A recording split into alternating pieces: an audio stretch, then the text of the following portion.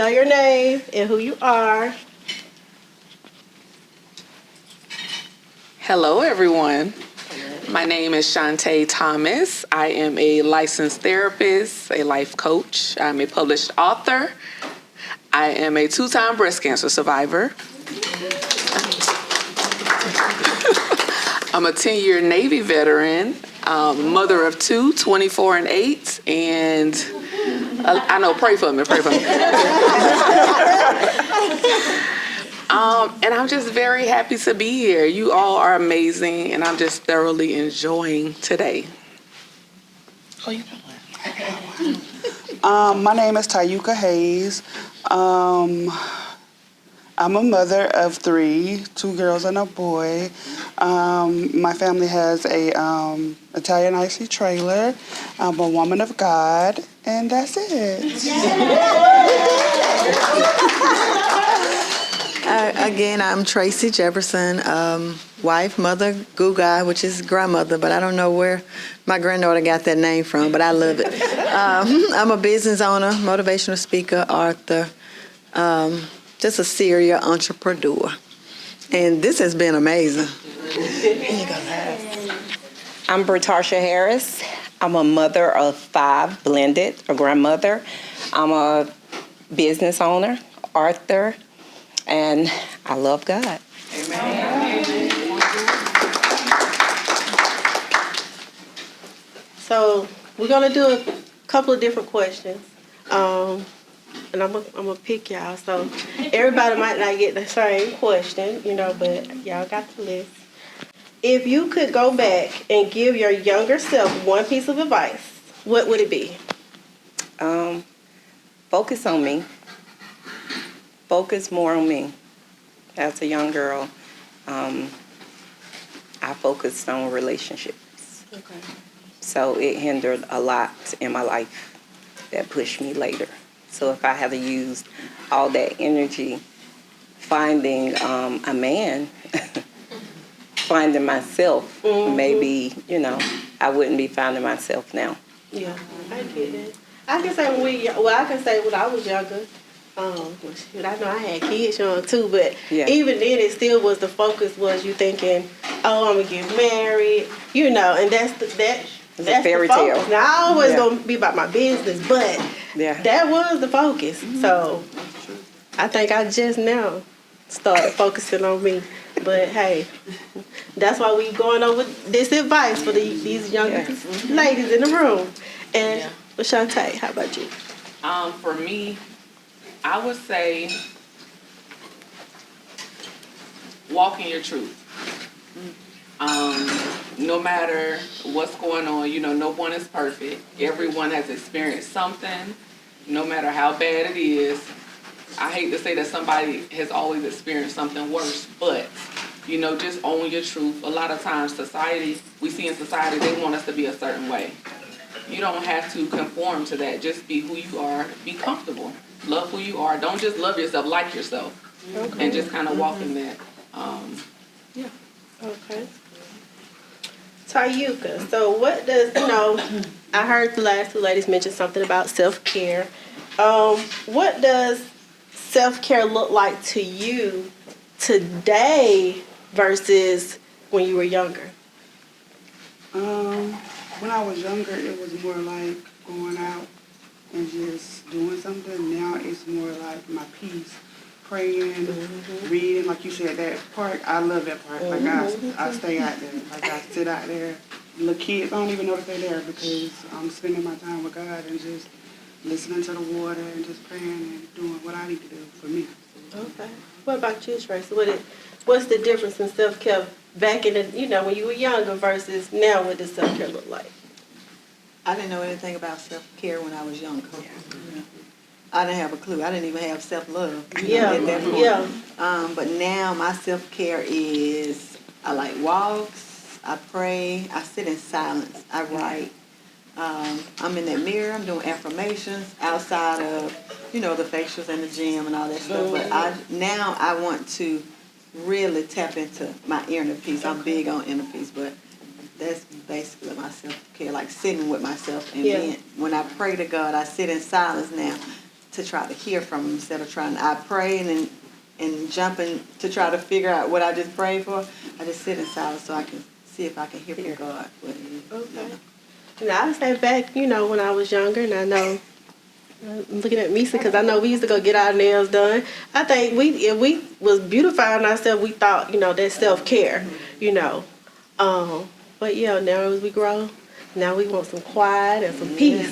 Natasha, what about you? What's the difference in how it looks for you? I definitely didn't know.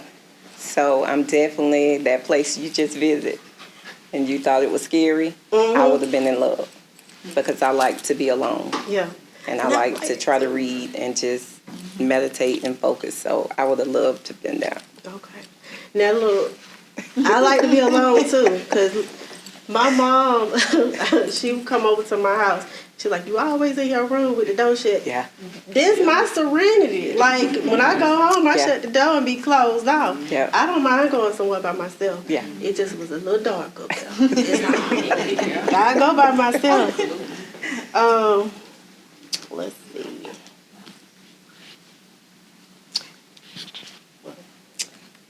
Shantae, how do you handle moments of self-doubt or fear? Okay, that's a good one. I think for me, I often I look back at where I've come from, what I've been through, and just acknowledge, like, you know what, it's scary now, but you've got over everything else. You've gotten through some harder things, and just because this is hard right now, it doesn't mean that it's going to be hard forever. I know for me, a fear is talking in front of people. Yeah. But I love it. I'm a talker, so it's nothing that just that makes me uncomfortable. But I just know, like, for me, I'll push myself because I've been through enough to know, like, you can get through anything. For me, it doesn't matter what it is. I feel like, I'm gonna do it. God done got me through this. He got me through that. So ain't no reason to be afraid. I can't worry and have faith. So I got to put one over the other. So I'm gonna have my faith and keep it moving. Okay. Tracy, talking about, the fear, and we talk about faith too, but you mentioned that you have a salon here in Georgia. You got one in Alabama. You have your boutique. You have so many different things going on. Not so many, but, you're a motivation speaker. With you, being in multiple things, how do you have self-doubt when you're trying to go into a new area because I know you didn't all start at once. Right. So what was that for you when you were trying to branch off and do something new? Like, what was the fear or self-doubt with that? I feel like with me, if I envision it, I don't stop until I touch it. Okay. Whether I succeed or it don't work, at least I did it. So when I moved to Newnan, I'm still new to the area. I moved here. Like one day, I would meet women halfway to do like business meeting in Newnan, knew nothing about Ashland Park. And one day I said, I'm going to move to Newnan. I moved here, no friends, no family, nobody, no clients. But I still had my salon in Alabama. So I opened a salon suite at Salon by JC. I didn't have one client. And I had to pay almost $300 every week with no clients. But I still had my salon. And I'm like, okay, God, there's a reason I'm here. I'm going to open this suite, and you're going to send me the clients. Yeah. And I outgrew every suite they had in there until I opened the salon that I have now. Oh, wow. And when I opened that salon, it was just me. Until my daughter started going to school. She started working in there when I was in Alabama. She would sit with no clients either. And she built a clientele. And it's like God just started sending the people. That's how I got Danny, and we got a few amazing, other people. But me, I'm gonna try it. Even my consignment store, I opened up a boutique. I ended up closing Alabama because I wasn't operating right. So I just closed my salon, and I serviced 25 to 30 clients in one day. I did it for 3 years, and I just closed the doors. But those ladies traveled from Alabama to Newnan, 2 hours, 3 hours, 4 hours. Wow. I got here, people were flying in to see me from Washington, Florida. I'm like, oh, okay. So it was a reason I moved here. So I closed the salon there, opened up a boutique 4 doors down from my salon here, And I tried it. Somebody hacked my Facebook page. I went from making money to no money. And so I tried to restructure, do a consignment store. My girl had a stroke. She couldn't run it. My son got busy, so I didn't renew my lease. I closed it. God just blessed it full circle. The day I closed the salon at the end of that month, 2 days later, I get a call and get a building, the same spot I closed down, just from Suite C to Suite A, which was bigger, better, and cheaper. You know what I'm saying? I just said it was a reason, but if I sense it, I don't scare too much of me. I'm gonna try it. So determination sounds like Yes. but I also say your spirit. I'm gonna say I met you. Y'all came together to me and Keisha. You and Renetta had came to an event me and Keisha had downtown Noonan, and I remember you had a good spirit. I'm always like, okay, we got good spirit. Same day I met you too. Yes. You had came. Now I'm thinking about it. Look at that. Yeah. Like aha moment. But yeah, I was like, okay, I like her. But let's see. Tayuka, what boundaries have you had to set to protect your peace and purpose? Learning to tell people no. Oh my Because God. I'll do it even though I might not have the time, I might not feel like doing it. I'll still try to push myself and do it. So saying no, it was very hard. Now I'll be like, no. Yeah, I think it's hard for some people back there in the back of the room to say no, but yeah, you have it too. One over there, one over there. But, yeah. Natasha, what about you? I ain't trying to call her mine. So when I heard her say that, because I said a lot on my platform, and I know it comes off like selfish, but I used to be the yes person. Yes. I can be tired. Yeah, okay. And then I had to start being the no person because I started getting no when I needed them. So then I was like, you know what, wait a minute. No, I'm just not going to do it because it's always no or no show or the day of, well, I won't come, but okay. So then I just accustomed no. I just say no. And so some people you ask to say, well, she's selfish, she ain't going to do it, but it's no. Okay. No. What Yeah, it's about no. you telling them no also? I'm here. No. Y'all learn to say no. I definitely tell people no. And I'm such a giver. I'm such a helper.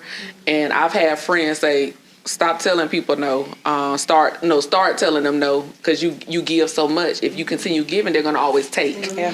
And I'm always one of those people like, well, it's enough for everybody, But now I'm just like, I don't feel like it. And sometimes you have to go a little bit further to let those closest to you know that. Don't do that. Yeah. Do not do that. Do not do that. Because they so used to you being a certain way that they're not used to you saying no. So they feel like, how dare you tell me no? So cutting off access. People feel like they're entitled to access to you. So block. I think the block button is good. Do not disturb. Turn it on. Utilize it as needed. Yeah, because people will call you for the craziest thing. And as a therapist, people will call me to dump. Oh, yeah. Oh, they don't God. say, well, are you in a mental space to take this on? And I'm like, hold on a minute. I'll hang up. I'll hang up because it's rude. Yeah. So I think that it's important to, block, do not disturb, say no.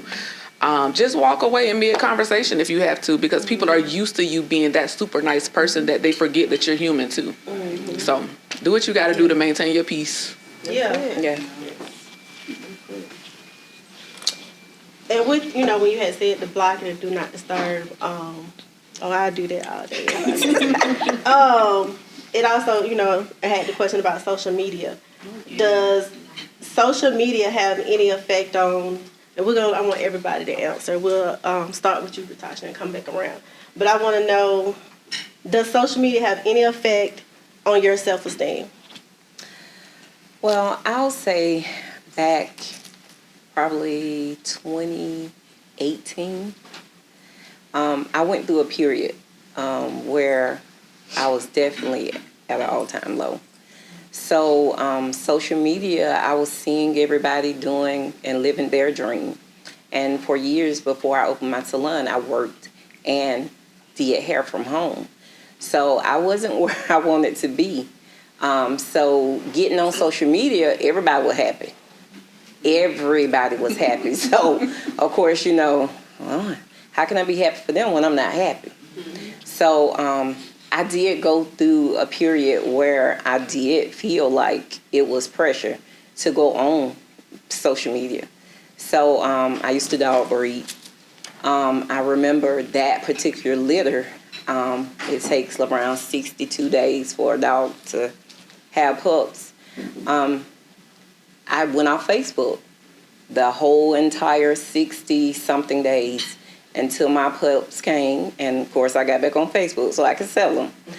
And from that point on, I started looking at Facebook in a different light and grabbing different things from it. Because if you're not careful with social media will have you so low, thinking everybody is so high. But people are not who they post to be. The words out of my mouth. I was just going to say that. They're not who they're supposed to be. So I tell people now, be careful about what you view on social media and what you take in, because that very well may not even be their life. They don't have any of those things. That's not none of theirs. We can sit in front of anybody's car, take a picture and put it on here. You don't know me, so you assume this is my car. I can go to this house. This can be my house. I can look like I got this. This could be a knockoff. I don't get caught up in that now because what I start doing and what I do now, I declog my page. If you're not motivational, you're not in my zone, you're not inspirational, I keep my funnies because I have to laugh. I keep you off my page so I won't see. If you got foolishness, mess, you're not on my page. I won't even see you. When the gossip come down, we don't supposed to gossip, but hey, I have to find out through somebody else because I don't know, because I don't see it. So yeah, it did at one point weigh heavy on me, but now when I see stuff, I just go past if I do see it. Most of the time I don't even see it, Somebody would just be talking about it and I'm like, what are you talking about? Well, you didn't see that on Facebook? No. So yeah, it did at one point, but not now because I keep it clean, I keep it cute, and of course my peace, so. Yeah. I love when we got that little button on Facebook where you can snooze people. So I get up, that's their warning. Yes. So when I see them keep posting stuff, they're like, here they go with this foolishness. Yeah, 30 I days. snooze them, and then if it come back up and they still, you're gone. then I'm just going to go ahead and unfollow. Yeah. I done had to unfollow some family, Oh, yeah. because either their mouth was too foul or they posting stuff that just wasn't good for my spirit. Yes. So, yeah, I just go on and unfollow and or definitely. snooze. I give them a chance. But Tracy, what about you with social media? Yes, like her, at one point, I think with me when I was going through it, like at my lowest point, and it seemed like whatever you're going through at that moment, that's what you're going to see, and you're going to compare yourself, and I just know comparison is the thief of joy. It is. And I think a lot of our younger generation, they are really caught up in comparing themselves to the influencers or whatever. Yes, it will catch you, but now I don't stroll. on Facebook. If I'm on Instagram, you can kind of set your tone. So I love fashion, like designing homes or something motivational, positive. Because Facebook would just consume at one point, which is negative. Yes. That's when I stopped strolling, was on Facebook. TikTok, I love fashion. I love to laugh, like she said, or whatever. But I had to get in a space. And at one point, I remember, give an example, when the Housewife first came. Oh, I used to love the Housewife, the Atlanta Housewife to be exact, and love of hip hop. But then when I started getting invited to be, on the sets of them filming and stuff, and I really saw how it worked, I'm like, dang, nobody, like they're dramatized. And I just saw the drama, and then you got the black women we look up to that we're idolizing. They have more drama than us. So I'm like just ordinary people. So I don't even watch them now.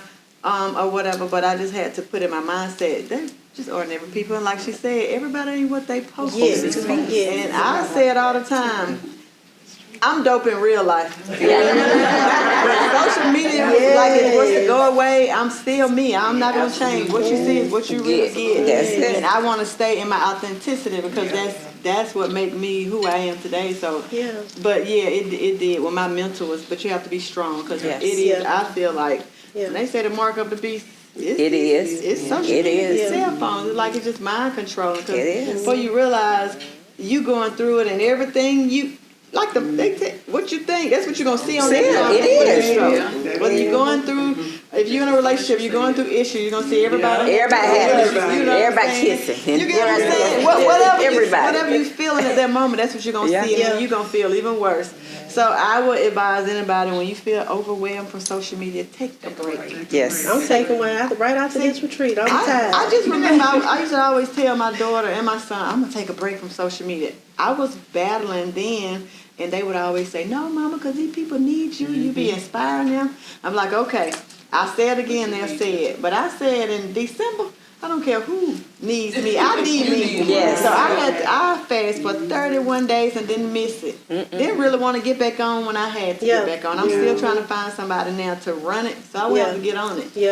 But it did me, just take a break from it. Because just stay true to yourself and just think.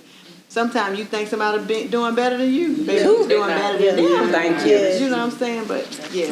And I have to say stuff because I'll forget it later. But I like the fact what you just said. You tell yourself, what you said, I'm dope. What you said? I'm dope in real life. I'm dope in real life. My friend made a comment last night.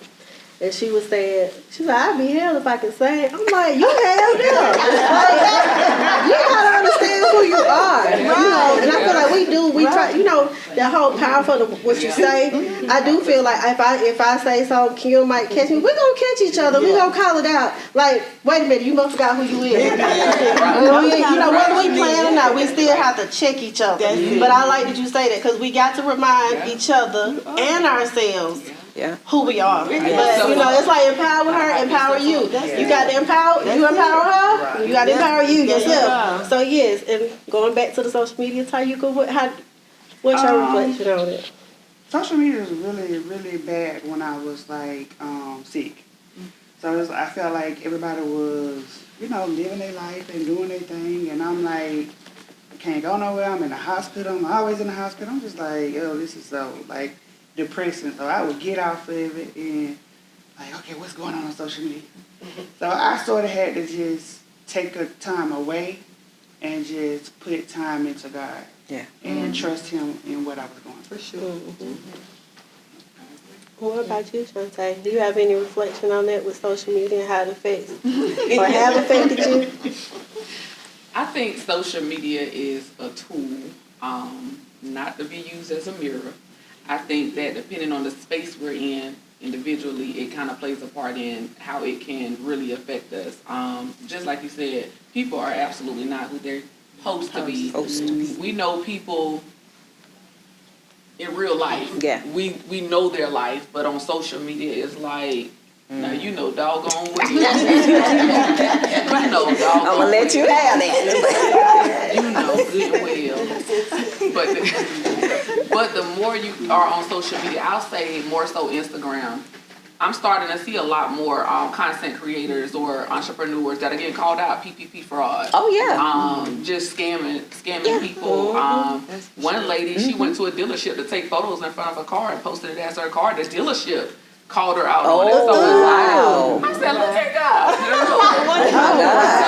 But I think that people got to get more comfortable with themselves. Yes. We see what other people are doing, and we have no idea what they're going through or what they've been through. That's true. To get what they have. That's it. And I know for me, people they tend to look at me and they say, why don't you sit down somewhere? I like to travel. Okay.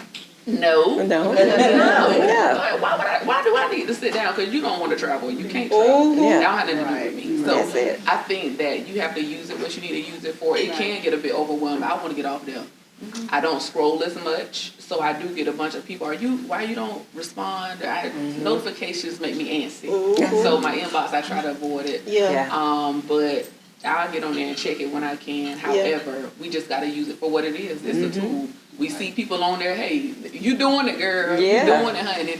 Don't come back next month and I see you Get them handcuffs. It's definitely, it's revealing because you this It's very person revealing. last week and then this week you're a different person. I mean, like you were popping bottles and what they say, bottles off your head, and then now you need somebody to pay your light bill. Like, come on now. I almost did a This praise is thing. not- Say it Yeah, again. people, but you know what? And then They do sometimes it. you got people who genuinely are posting But we their only- accomplishments, and then people think because she posted her accomplishments, she got some money. So let me go over here in her inbox and ask her for some money. And But that don't mean we got, as entrepreneurs, I always say, we can be 20 up today Yeah. and $20 tomorrow. Yes, So yes. it don't mean that we have money. So if we accomplish something, we just accomplish something for ourselves. Like it don't mean we got something to give. And it's definitely a target. So I'm Yes. always the one that I like to so I like to give, but I tell people, don't tag me. Don't ask Yeah. them. You know, don't tag me on social media. If I give you this, just take it and be thankful. You don't have to thank me for this and that and the other. Don't put me out there because once you start putting me out there, then people feel like, and I don't always have it. I Yeah. just happen to have it to give today. It don't mean I'm gonna have it. And then when you can't give every time somebody asks, then it's an issue. Right. Oh, she picking and choosing, which it is some that does that, but you know, that may not be the case. They just may not have it. You know, they may not have it. So I don't like that aspect of it, and I just say, watch what you post on there. Because, you know, when you're posting to be this person, and then next week you need us to do this, or you need, it kind of like, I'm the type of girl that I do pay attention. I pay attention to what you said last week. So this week you said, wait. I don't even, I Two don't pay different- that much attention. I just like, no, I don't got it. Yeah. I don't got it Yeah. for you. Oh yeah, I don't pay that, but I'm saying I pay attention if I read your post, and especially when it gets shared so many times, because people want to help people. But then next week you on the plane, Go fund me. like, come on now, they just help you. yeah.